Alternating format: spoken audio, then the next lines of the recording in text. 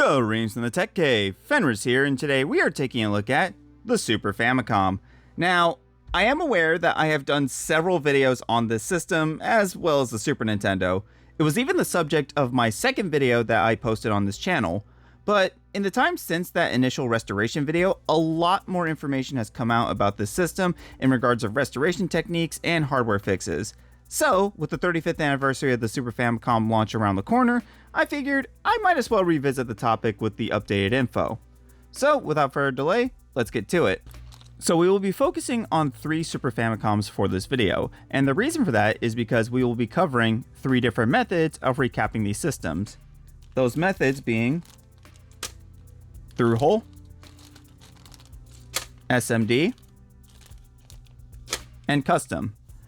Now, the SMD and through-hole cap kits here are from Console 5, while this custom cap kit was built by me using DigiKey.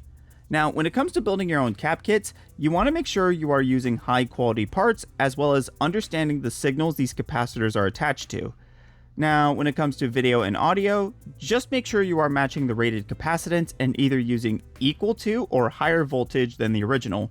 But when it comes to anything power-related, you want to also make sure you are using capacitors with as low of an ESR and ripple rating as possible.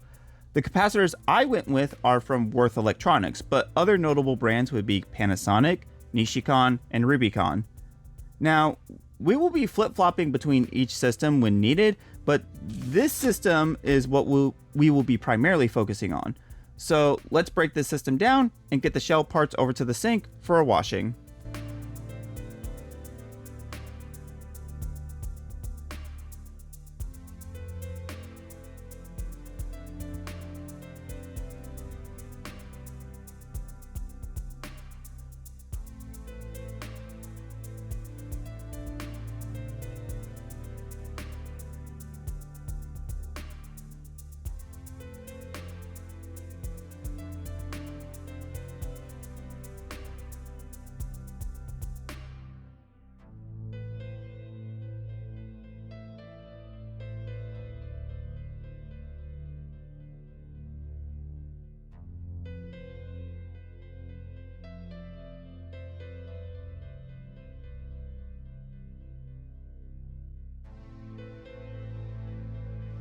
So unfortunately, it does look like we got a couple bits of broken plastic for this Super Famicom, but that's perfectly fine. That's to be expected with Super Famicoms of this particular condition.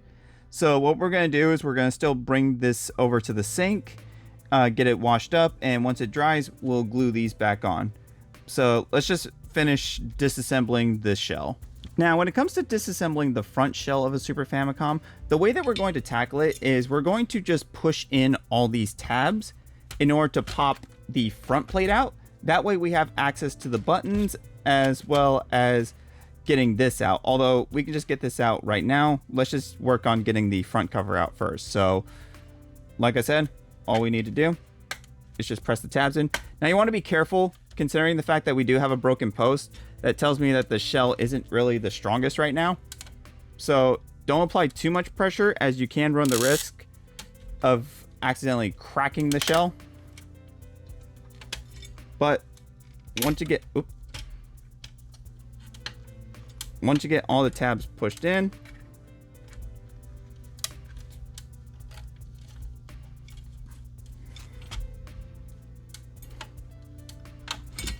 you should be able to pop it out from the front.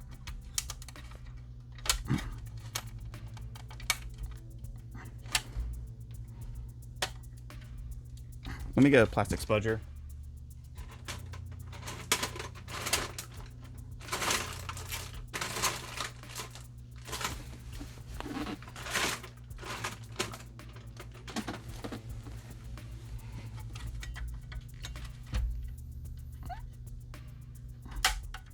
Oh, there we go.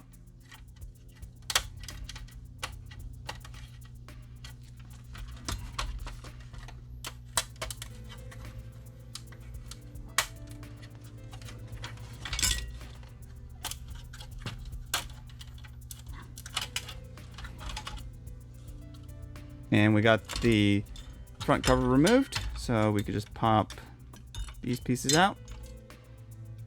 remove this spring. Now, do not lose this spring because this is attached to the cartridge flap. So if you lose this, you're not going to be able to have the cartridge flap secured again. And also make sure to store this in a safe place too. This is the LED diffuser. But as you can see, the rest of the pieces just come off easily. So now we're just going to unscrew the latch.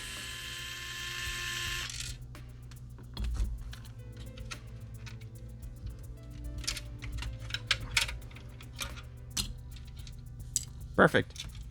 So now we can take the shell pieces to the sink and wash it up. Actually, can't forget the controller port either. These are just held on with 4 clips. So much like the shell, just gotta press the clips in. And it comes off.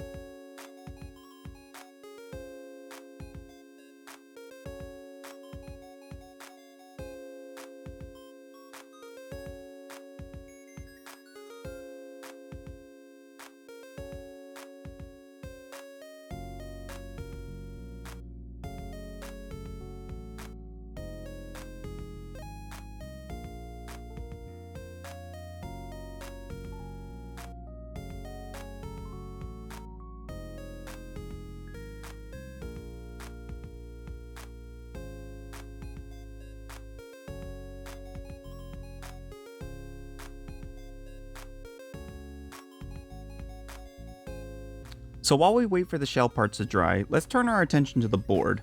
Now, as you can see, the board is rather dirty, which is to be expected with these older systems. So before we do any solder work, let's go ahead and clean off this system as much as possible.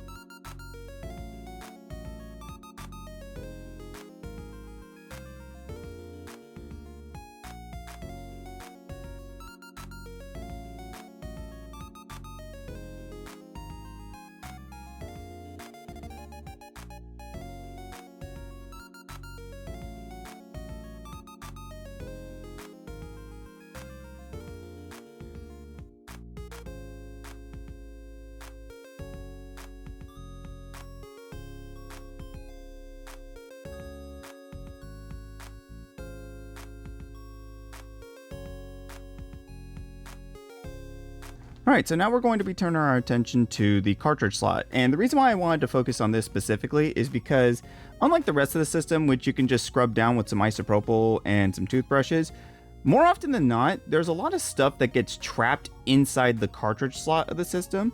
So what I like to do in this instance is, I like to use a dull X-Acto knife in order to dig out anything that could potentially be trapped inside the cartridge slot before scrubbing it with isopropyl. Now, alternatively, you can also use a dental pick, which this also works just as well, but I prefer to use the dull X-Acto knife because this is just what I'm more familiar with. So let's just go ahead and clean out this cartridge slot.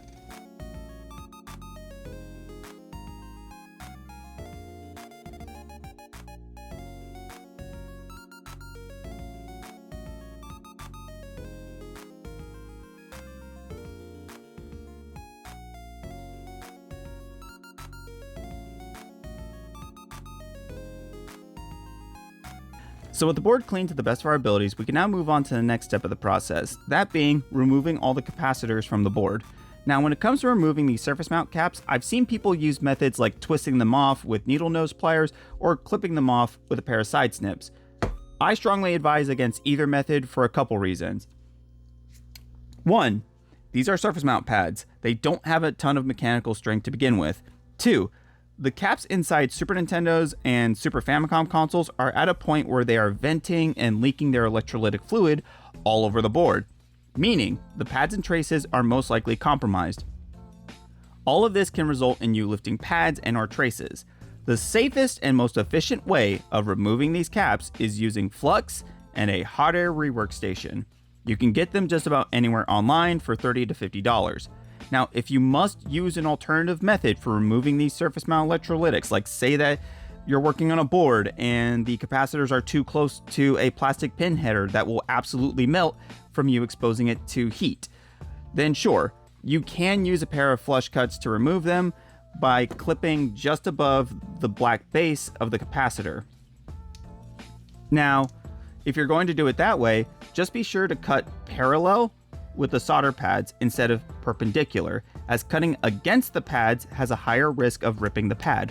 Not that this method in general is safe to begin with, as even with cutting it the proper way, the risk of lifting a pad is still there.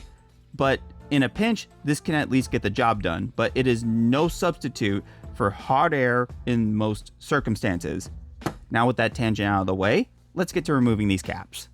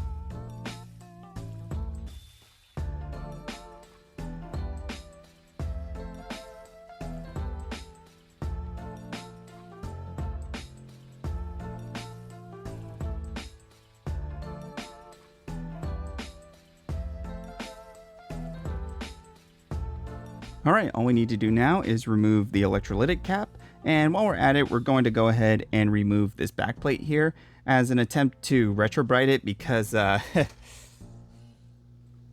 is quite yellow. So let's give it a shot.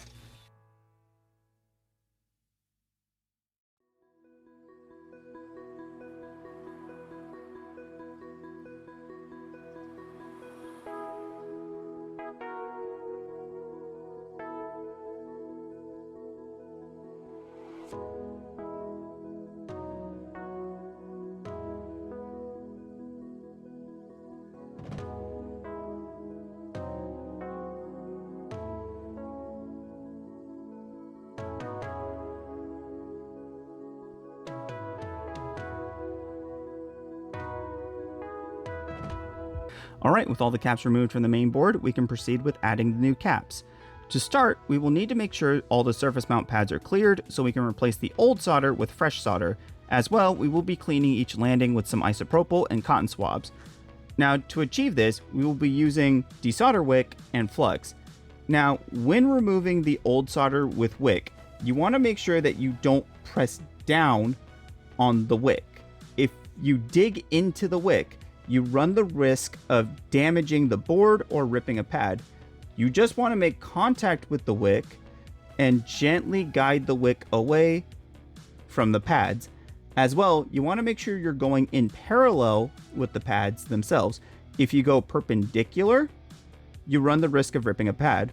Now, as for cleaning the pads, you just want to gently go over with a damp cotton swab by rotating the swab as you go over each pad. Now, if you feel some resistance, do not proceed forward. Just pull away from the pad and approach from the other side. So, with that out of the way, let's get to desoldering.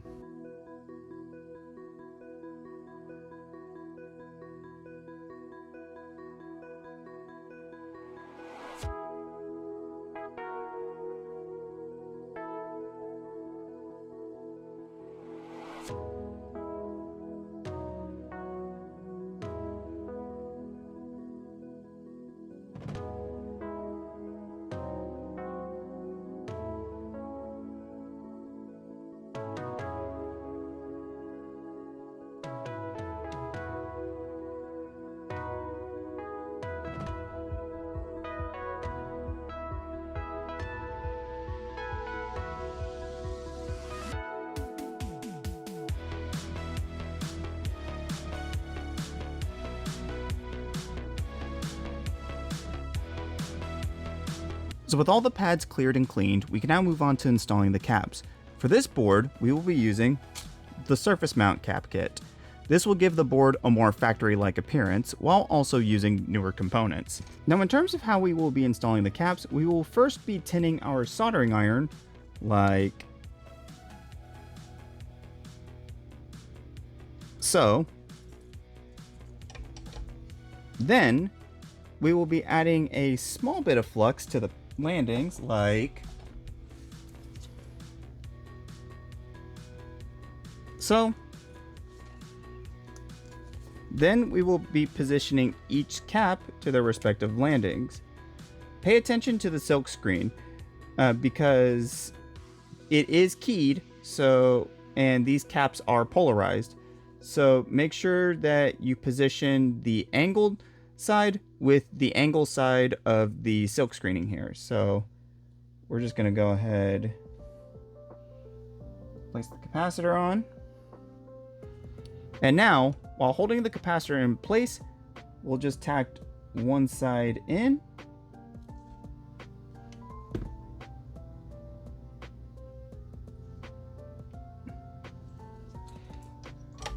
Let me get a good look at that just to make sure. I think we are, it's a little crooked. Let's see if we can adjust it just a little bit. There we go. And now we'll just come over to the other side.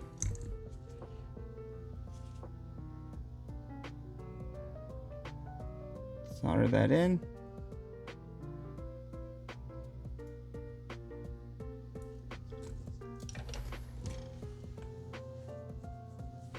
All right, we got one in. Now to do the rest.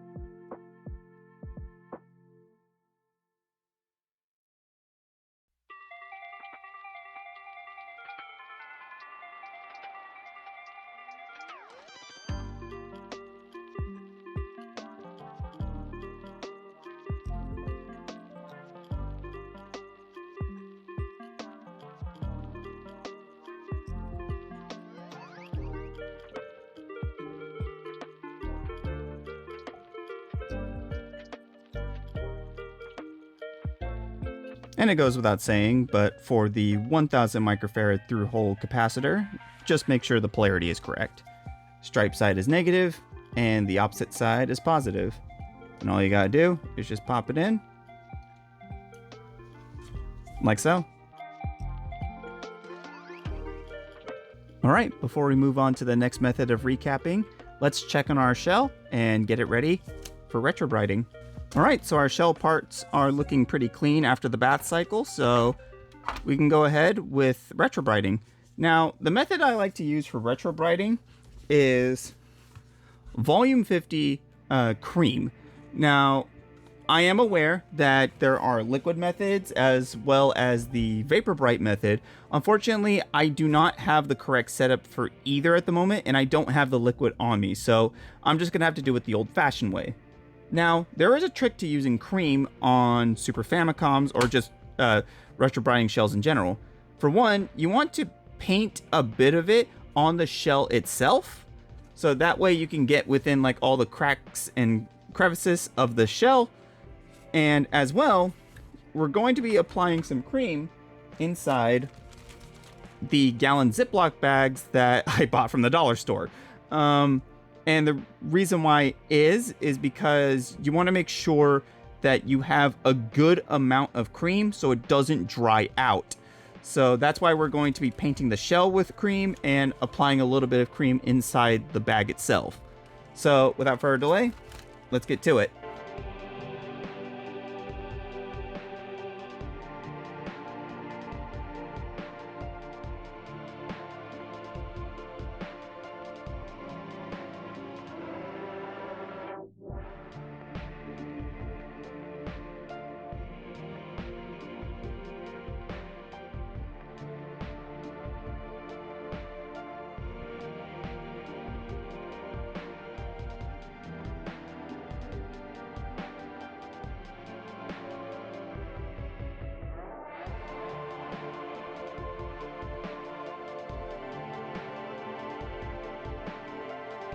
Alright, so we got all the shell parts put in individual bags and creamed up, so all we gotta do now is fire up the UV box. Now this is a pretty simple setup. It's just a clear tote with some aluminum foil tape wrapped around it and some UV LEDs. So we're gonna go ahead and plug in our power, put the lid on it, and I'll generally leave a shell in here, depending on the severity of the yellowing, for about 1 to 2 days. However, you do not want to exceed 2 days, as you do run the risk of sun bleaching after 48 hours or 2 days. So with the shell in the box, let's move on to different recap methods. Now we will be moving on to this board, and for this one, we will be using the through-hole cap kit. Now, we will need to make some modifications to convert the through-hole caps into SMD caps. Now, in order to achieve this, we have to fan out the legs of these caps like so, and then just clip the legs just enough to where we can still solder it in, like so. And with that, this cap is basically ready to be soldered to the board. Now, in terms of soldering it in, it's basically the same as the regular surface mount caps, so let's get to it. Actually, there is one more thing to note about installing these through-hole caps onto surface mount landings, and that is polarity. Now, unlike the regular surface mount caps, there's no black base to kind of like key it into place. So the way you would want to install these is the negative side goes to the flat side of where the old capacitor was, while the positive side is always going to be on the keyed side or the angled side. And as for which is which, the stripe side of your electrolytic is negative, while the non-stripe side is positive. So let's go ahead and install this capacitor on this landing.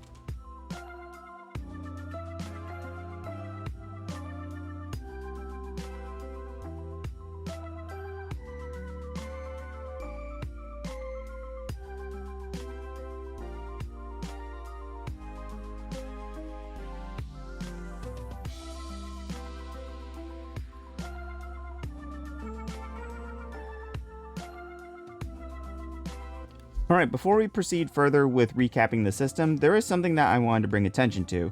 Now you may notice when looking at the traces around here, they appear to be much darker than other traces on the board, and as well, the solder resist seems to be flaking off. This is exactly what I was talking about earlier. These caps have vented and have already started eating away at the motherboard. So we need to make sure that these traces are good prior to installing the new caps. So I have my multimeter set to continuity mode, and we're just going to check these traces. So let's start with the negative leads of C59 and C60. Those are good. Let's check the positive. Those are good. Next, let's check C58 and the via here that ends for C57. That's good. And of course, the positive. That's good. Now, we need to make sure now that the traces make it to the other side of the board. So let's figure out which of these vias correlate with the back of the board. So we're gonna flip it over. And we'll start with this via that looks a little bit worse for wear. So we're gonna probe that end. And we're just gonna touch one of these points. And we've confirmed that the via here correlates to C58. Now, if you're not getting any sort of signal, you could just also make sure that it's making contact with the via itself. But as we can see, it is making it to the other side of the board. Now let's see if we can find C59 and C60. So I'm going to guess that it's this via here. And it is. So at the very least, the signals are making it to the other side of the board. But we now need to make sure that these vias are connecting to where they need to be. So we've confirmed that this is C59 and C60. And it is making it to its destination. Now for C57 and C58. And it's making it to its destination. Alright, so we've confirmed that these traces are still good despite not looking too good. So we're good on that front. So let's proceed with adding the caps.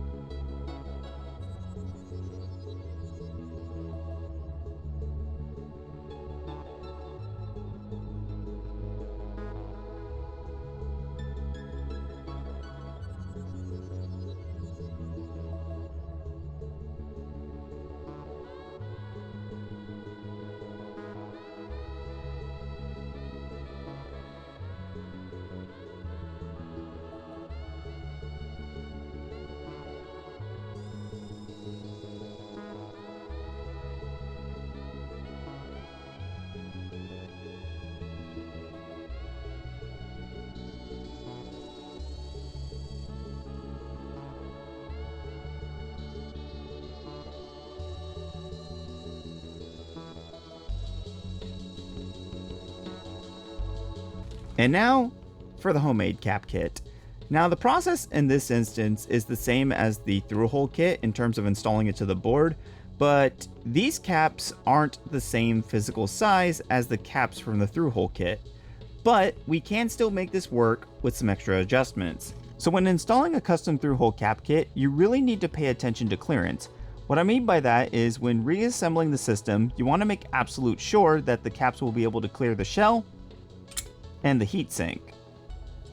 Now, if it does, great. If it doesn't, you will need to lay the capacitors as flat with the board as possible and bend the legs to make contact.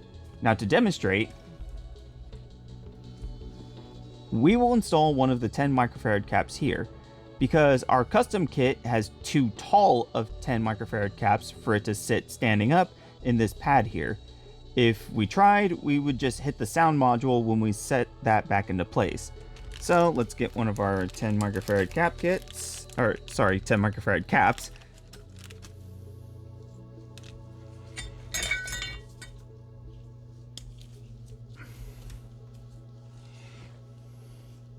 Now we're gonna simply bend the legs back like so, and then flatten them out like so. And then we just need to make adjustments in order to make sure that it fits within this landing.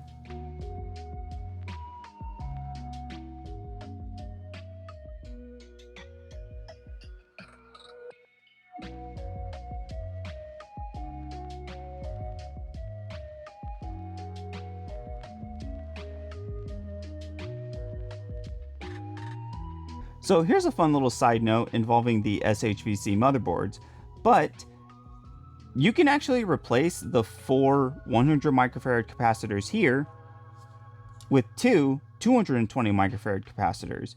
And the reason why this works is because the way that these capacitors are stacked, they give off a grand total of 200 microfarads of capacitance between each of these two lines.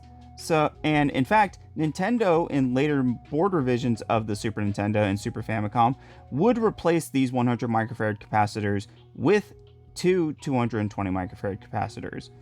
Now, in terms of how to install these, we're basically going to install one cap on the left and one cap on the right. It doesn't matter which of these 4 landings you choose, just as long as they're installed.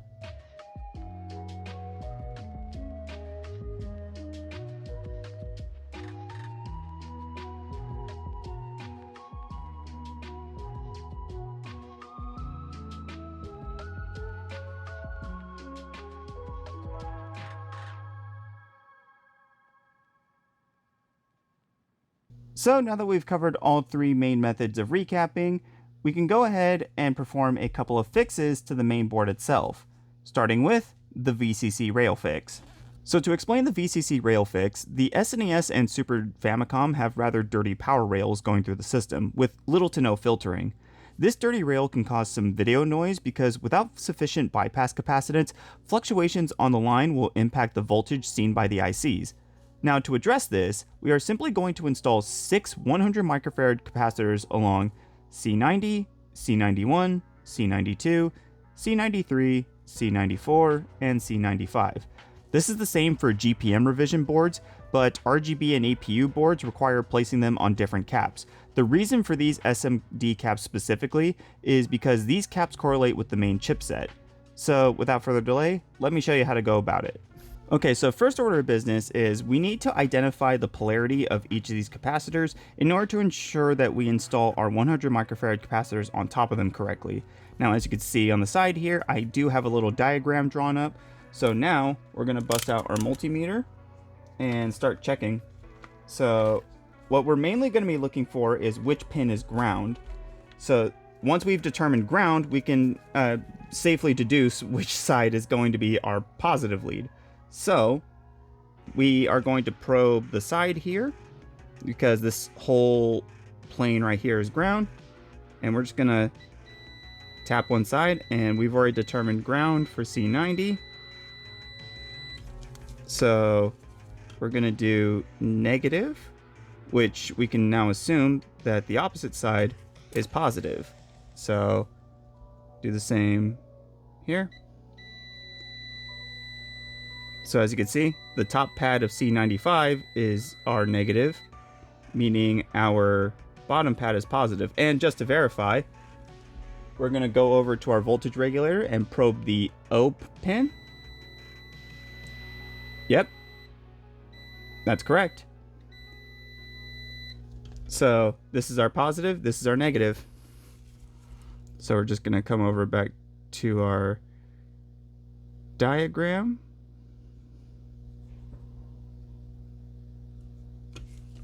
Mark that, and just to double check, make sure. Yep. So now we just need to go over the rest of the caps. So negative, positive.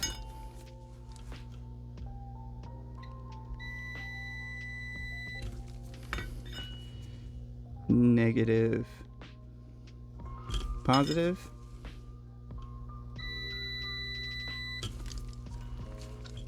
Negative, positive.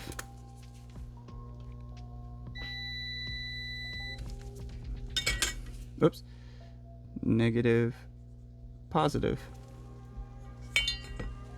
Now, the reason why this is important is because, much like all the other capacitors we've been working with, these are polarized. So we need to make sure that we install these onto the correct pads, because otherwise we do run the risk of popping one of these capacitors or potentially damaging the system.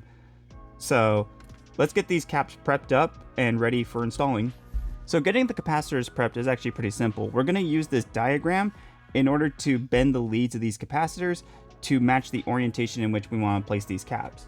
So if we pull up the system here, we can determine that we can mount C90 and C95 facing left. Same thing with C91 and C92. Now, as for C93 and C94, they have to be mounted downwards. So, referring back to our diagram, we can see that for C90, the positive side is top while the negative side is bottom. So, with the stripe side being negative, we're going to bend this down. Take our snips, not clip it, we're just gonna bend it outward. And there's our cap for C90. Now C95 is the opposite. Our negative is on the top while positive is on the bottom. So with the stripe side facing up, we're gonna bend this down and fold it out. And just rinse and repeat for the rest of them.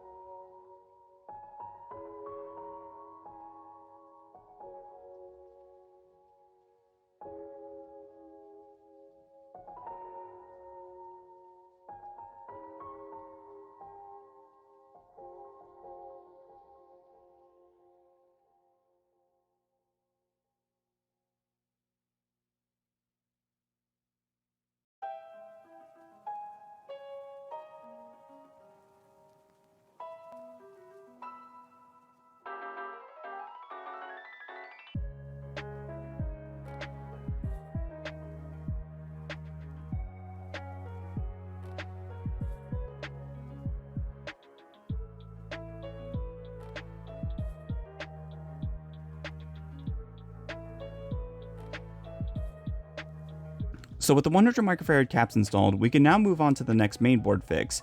Now, one extra fix that can also be done around this area is a jail bar fix, which would require installing 10 microfarad 25 volt X7R 0805 caps on top of the same ceramics that we just installed these 100 microfarad caps on. But this is only necessary if you notice jail bars in the video, and that's not always the case for every system. So always check prior to installing. Instead of that, however, we will be performing what is known as the vertical bar fix. Now, when it comes to these systems, You may notice a faint vertical bar that extends along the center of the image. Usually this is present when the screen is a darker shade of color. To address this, we need to remove and replace C81 here with a 22 microfarad X5R 0805 ceramic capacitor. Now this capacitor may be different with other board revisions. All you need to know is it's the ceramic cap that's the closest to the voltage regulator. This is always C81 on SHVC boards, but later boards may have this as C61 instead.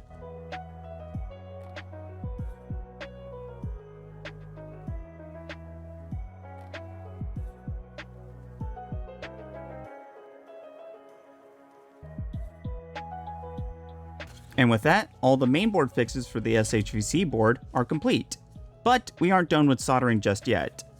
Next on the docket is the sound module, which needs to not only be recapped, but also a couple fixes need to be applied to it as well. But first order of business, we need to open this thing. Now to open the SHVC sound module, what I like to do is take a flathead screwdriver and twist it to pop the top shield off like so. And I basically just need to do that around the whole module.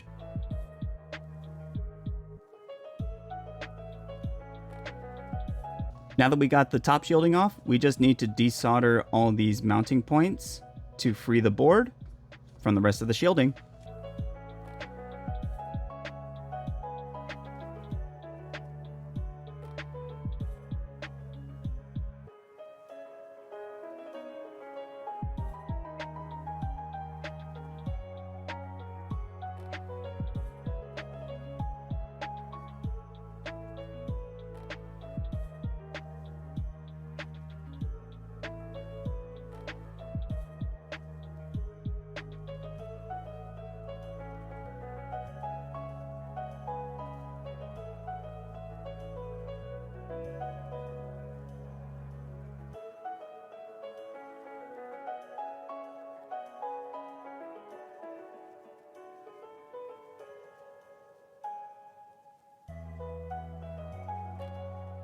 So with the sound module board free, we need to remove these two electrolytic capacitors to complete the recapping.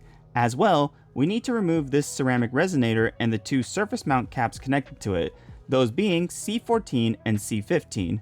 This is because it was recently discovered that the Super Nintendo's audio gradually gets ever so slightly faster as the system warms up. This is caused by the ceramic resonator, as this component seems to have aged rather poorly. So to fix this, we will be replacing this with a 24.576 MHz oscillator crystal, but it isn't as simple as swapping it out, as we also need to attach two 20 picofarad capacitors between the two pins of the crystal and ground, which is why we need to remove these two caps as well, so we can install our 20 picofarad caps in their place.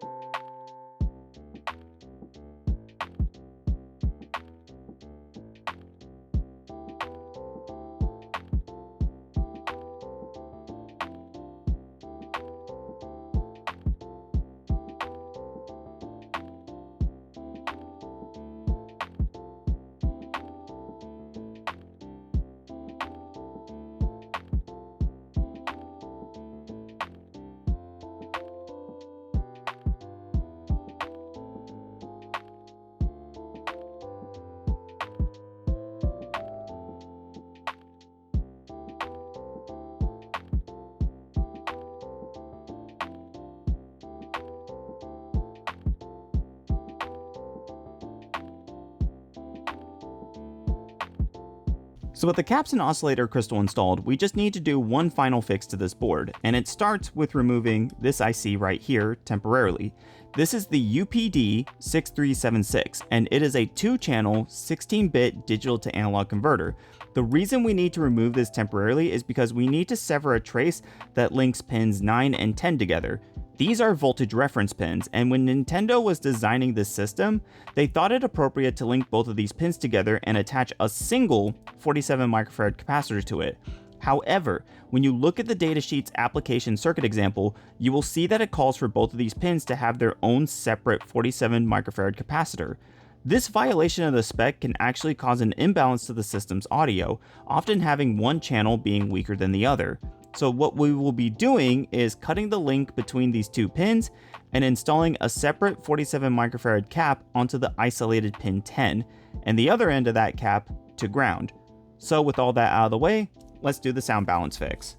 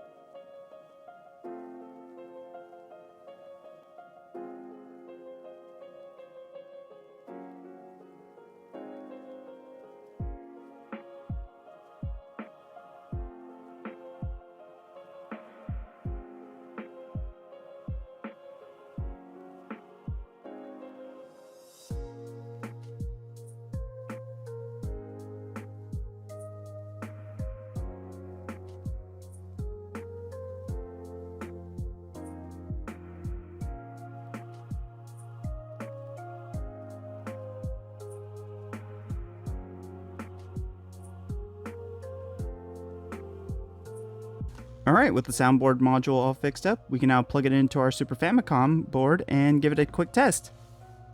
Actually, really quick, before we move on to testing, I wanted to bring up something about the cartridge slot. Now, sometimes when removing it, you may notice that the pins in the cartridge slot come out uneven. And the reason why is because the pins in here can actually shift around. So this step is not really necessary, but what I like to do is I like to come in with a fine tool and just make sure all the pins are pressed all the way in, so that way they're nice and even. Actually, maybe I should get something a little bit more fine. Here we go. Just press the pins in just to make sure that they're all seated correctly and you don't have a bit of unevenness when putting the cartridge slot back into place. Now, this step is not really necessary, like I said, but it's just something I like to do for completion's sake.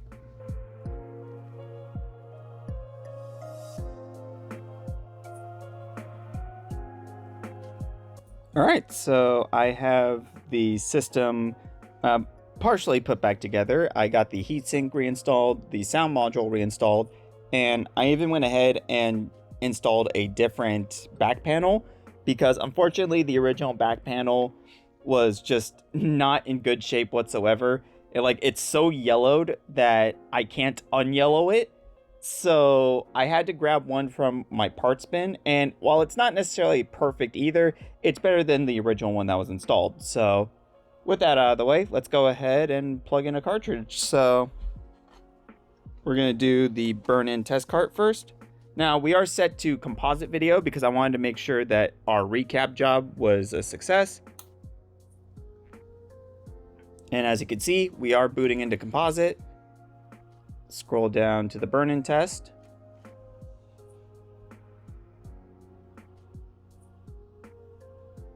Workram, pass.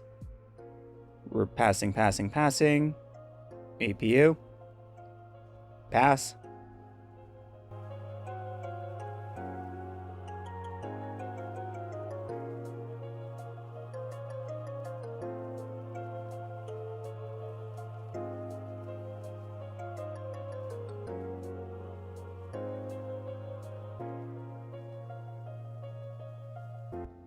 Alright, so it looks like everything passed. So now that we've confirmed that the composite side is good, we're going to now test the other formats. So, oh wait, actually, we need to test the other cable. So why did I unplug that?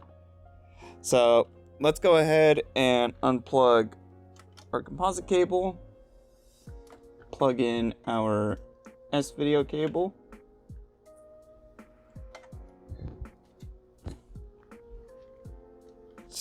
switch this over to S video. So click on the power. We're getting S video.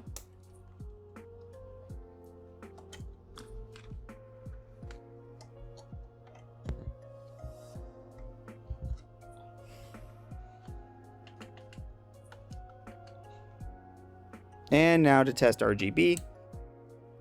And we get RGB.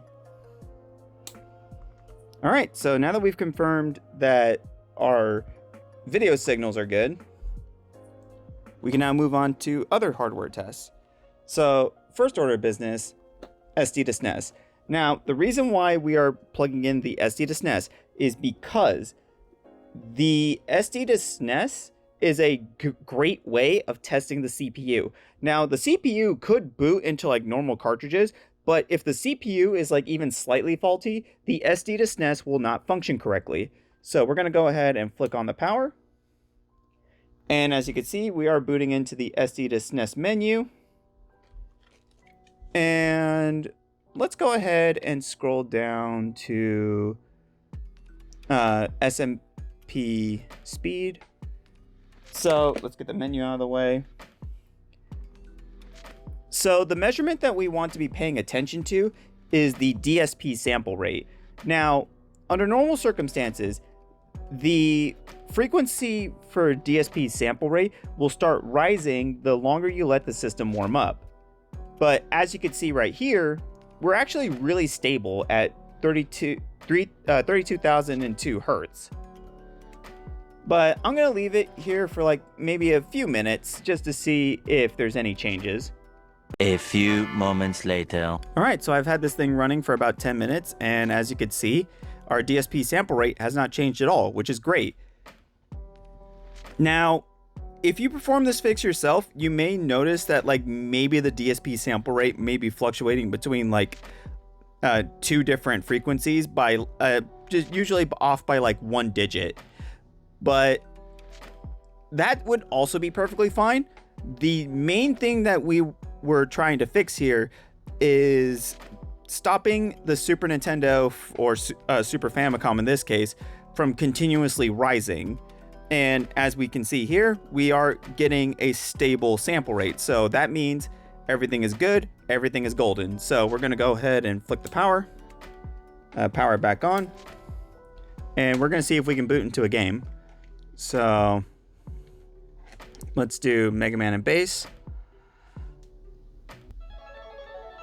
And we are booting into Mega Man and Bass.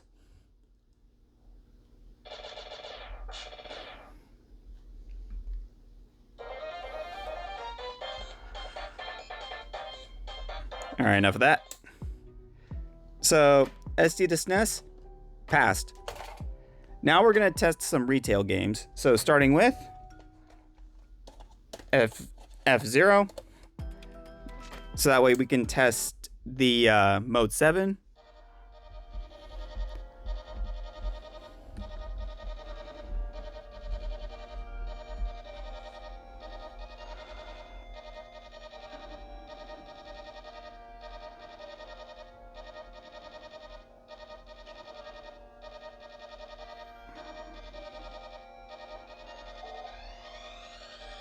All right, looks like mode 7 is working just fine.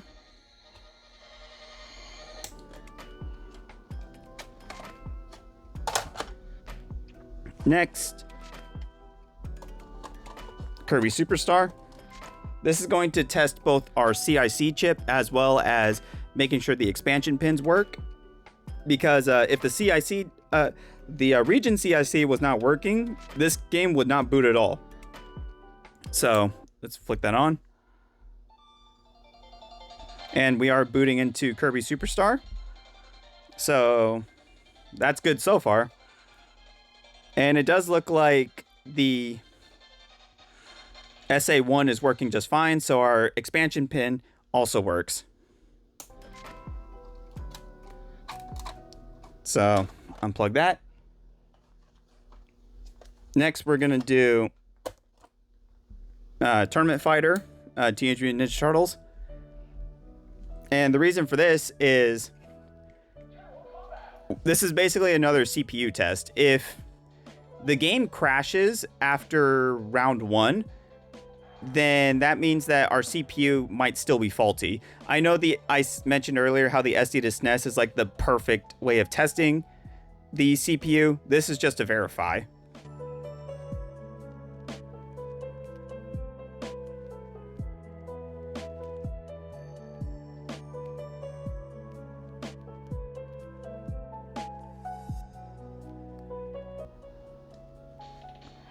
Okay, so it's kind of impossible to play with one hand, but we are able to at least get through the first 2 rounds, so that's good to go.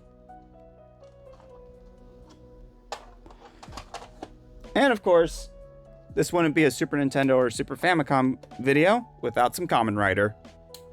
So let's flick that on.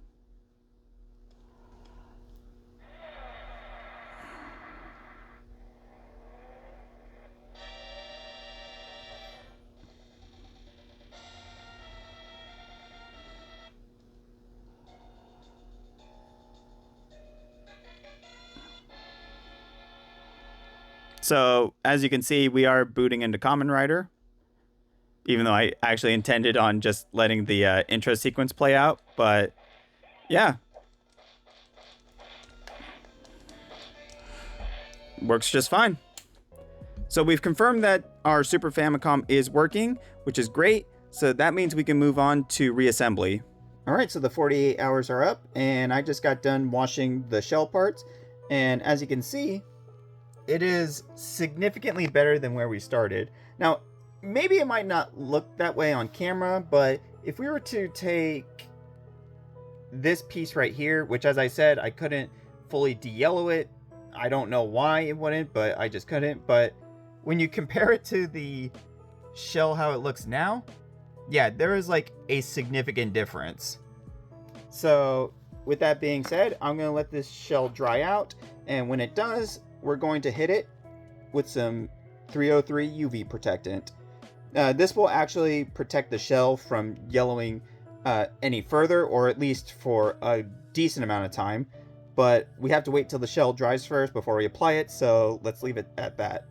So now that we verified the system does still work, we can now put everything back together. Now you may have noticed, we did not install the 470 microfarad capacitor that came with the Console 5 kits, and that's because it was discovered by Voltar that installing this cap can result in some potential voltage feedback issues that could damage either the regulator or the system itself upon powering off.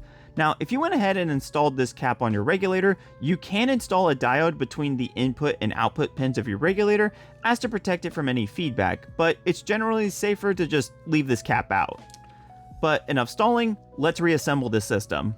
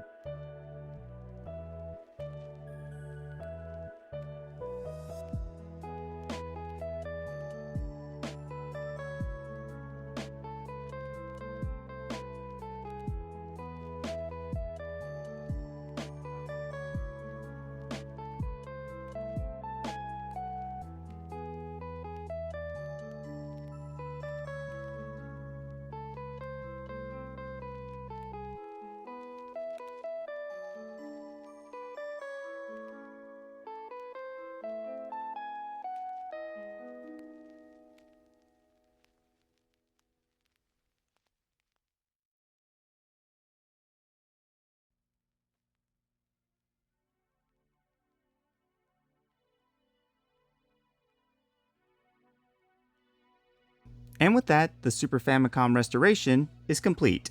We got the system cleaned, retrobrighted, recapped, and fixed up many of the flaws left behind by Nintendo's cheapness.